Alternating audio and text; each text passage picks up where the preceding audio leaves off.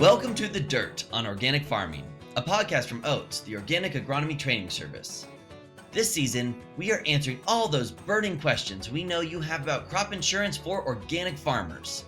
Yes, we know it's a podcast about crop insurance, but we're going to keep these episodes short, lively, and accessible. Heck, you might even enjoy listening. I'm Nate Powell-Palm. And I'm Mallory Krieger.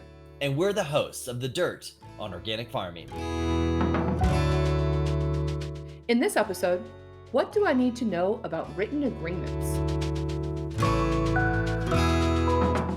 In this episode, we're going to explore another tool organic farmers can utilize for crop insurance, written agreements.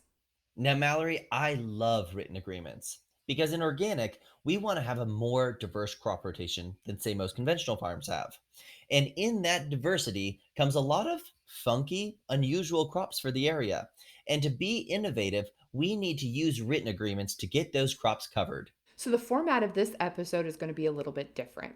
We're going to hear from a few farmers about times when written agreements helped them, times when they should have used written agreements and didn't, and about times when written agreements were not sufficient to make crop insurance worthwhile. But before we hear from those farmers, I called up Megan Vaith, our resident crop insurance expert, to help us understand what exactly a written agreement is. A written agreement is basically a packet of information, and a lot of times this is just requesting insurance on either land or a crop that would otherwise not be insured. So a lot of times this can be a farmer wanting to get insurance on a crop that isn't insurable in their county, or maybe a farmer wanting to implement a new practice on their operation, such as relay cropping. And it can go all the way from requesting like insurance on high risk ground. You can request it to be categorized as regular land so that you don't get the spike in the crop insurance premium that you see on high risk land.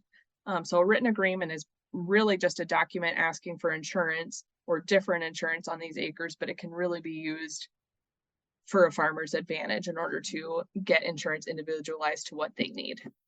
So our first example is from Noah Wendt, who we talked to in a previous episode. Just to remind everyone, Noah is a crop insurance agent and an organic farmer. When I talked to Noah, he spoke about a few times when written agreements really came through for him. For example, I would use our farm operation that I've insured under my agency. We've implemented a pretty extensive crop rotation using a few different small grains, using some different crops like sunflowers, and using some different practices like relay cropping, which is planting soybeans into a small grain and then harvesting the small grain above the soybeans and then letting the soybeans grow up and harvesting those for a crop also. So over the last several years, we've worked on written agreements to, one, for example, hard red winter wheat is not insurable in the county that we're in. Doing a written agreement to have that become insurable. And essentially the process is we fill out the application, work with our approved insurance provider that our agency works with to investigate how that might look within the county. And essentially what they'll do is they go to the nearest county that in your state that produces or has that as an insurable crop, and they try to mirror the policy to look like what it would look like in that county. They'll come to you with a presentation, an application that gives you the specifics on how and what they're willing and able to insure it for. You can either agree to it or not agree to it. And once you do agree to it, it becomes a binding contract. You report your acreage and you farm and it's insurable just like it normally would be. So we've done that with hard red winter wheat. We haven't done our sunflowers yet because this year's only our second year of producing sunflowers. But we've done it with relay cropping. That became allowed under a written agreement starting in 2022.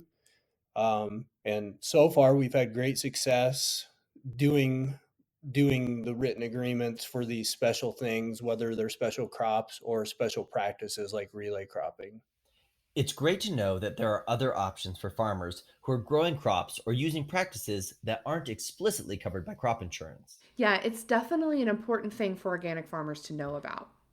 One thing to also keep in mind is that there can be a crop history requirement for written agreements. Noah explained a bit more about what that looks like. The history requirements, they vary if it's a new crop or if it's a new practice. Like, for example, in our relay cropping, that particular written agreement, they did not require us to have a history because it was a practice change.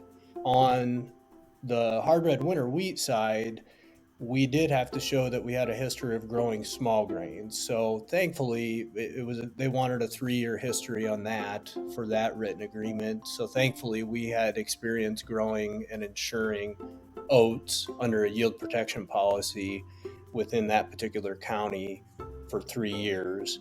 So I think what they're wanting there is just to show that you have experience growing that type of crop.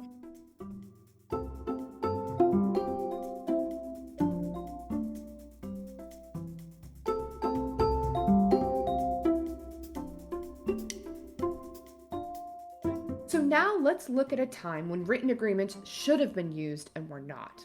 I had a conversation with Eli Dean, an organic farmer in north central Ohio. I think his experience sheds light on when written agreements can really come in handy. So a few years ago, we had a claim denied on a cornfield that had been in pasture for too long, according to RMA. So it is not uncommon for organic producers to rotate cash row crops and pasture land to build soil, to have a place for their cows to graze. But if a piece of land has been pasture over a certain number of years, there is additional paperwork that you have to fill out to have an insured row crop on those acres. And we were not familiar with that additional paperwork, and our crop insurance agent wasn't either. So we set up our crop insurance policy in the spring as we usually did, and then unfortunately things didn't go well, and that field did not have good yield. We attempted to file a claim, and the claim was denied on the basis of that cash crop being uninsurable because a piece of paper was missing at the creation of the policy. And it was never resolved in our favor, and we lost a significant amount of money on that over what we were expecting to be our minimum income on those acres. So in this case, Eli and his crop insurance agent should have filed a new written agreement in order to insure those acres, since the field had not been planted and harvested in one of the previous 3 crop years. It is not fun to find out that you are missing something when you're trying to file a claim and it is too late. This just speaks to the need for really comprehensive guidance from insurance agents. Exactly. So I spoke next to Amy Bruch. She is well versed in the ins and outs of organic agriculture, and so Nate and I both got to speak with her about a number of topics. Amy runs Cyclone Farms in east central Nebraska. She shared that there were definitely times when written agreements worked really well for her. Written agreements, I've had my share of experiencing them, and it's a nice feature because I think as organic producers, we all want to expand the crop diversity on our farms. So one way in order to expand the crop diversity and be able to get insurance coverage is to leverage with your agent a written agreement process. I grew blue corn one year, and I was able to insure my blue corn under yellow corn for coverage in that one county. So my T yields still didn't match my output, but at least I had a sufficient level of coverage on my blue corn. But she still has to be practical about what she can get coverage for. The next year, I wanted to grow blue corn in a field that was 3 miles away from where I last grew it. But I believe the insurance in that county just wasn't able to insure blue corn as yellow corn. And this was about half decade ago. So I went through the written agreement process to get it coverage for my blue corn. And blue corn is really interesting because, it's a quality only product. If you don't hit the quality, you have hail event, you get less than satisfactory grade. Instead of grade 1, you get maybe grade 2 or 3. There are not many markets that'll take blue corn as a feed grade type option. Nobody wants it for eggs or anything like that. So, having insurance on these really high-end specialty type products is really important. So I went through the written agreement process, and I couldn't necessarily show or get approval on the yield that I had already grown. I was given a yield that was, it was about 35% of what I produced. So 65% different. There was a huge gap. So I looked at that and I said, can I grow blue corn or not? And I decided not to. I wasn't happy with that type of coverage. It was expensive for really getting not much of anything. And again, I have desires on how I want to run my family operation. But then I have to be realistic because organic farming is challenging and we got to stay in business year after year. This is a 6th generation farm. I want it to go 7, 8 generations. So I have to pencil things out and do what makes sense on paper.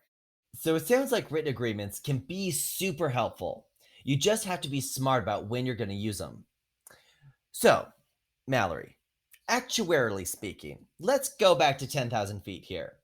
When we have written agreements, say I get a written agreement to grow flax in my county because it's not a super common crop.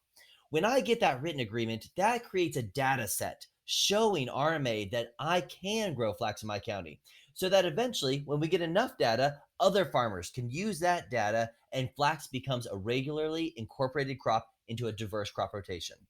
That's something that's really awesome, that when you work with your crop insurance agent and get a written agreement in place, you're not just helping your own policy, but you're helping your neighbors too by building a data set that RMA can use to help those farmers that come after you who want to grow more niche crop. But if you are one of those first farmers growing a new crop in your county, it really is crucial to have a knowledgeable crop insurance agent that can help you work through when and how to use written agreements so that you can get the most out of your crop insurance policy.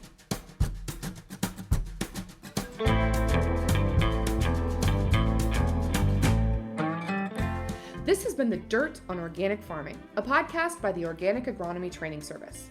OATS provides training to agronomists, advisors, and crop consultants so that farmers will have better access to reliable, science-based advice for their unique farm operation. Special thanks in this episode goes to Vaith, Noah Wendt, Amy Bruch, and Eli Dean. This episode was produced by Michaela Elias. For more information, go to www.organicagronomy.org. OATS is a programmatically independent consortium that is fiscally sponsored by the Organic Trade Association. OATS is supported in part with funding from OTA's membership companies. Season 2 of The Dirt on Organic Farming is made possible by a funding partnership with USDA Risk Management Agency under award number RMA 22CPT00123393. I'm Mallory Krieger. And I'm Nate Powell-Palm. Till next time, thanks for listening.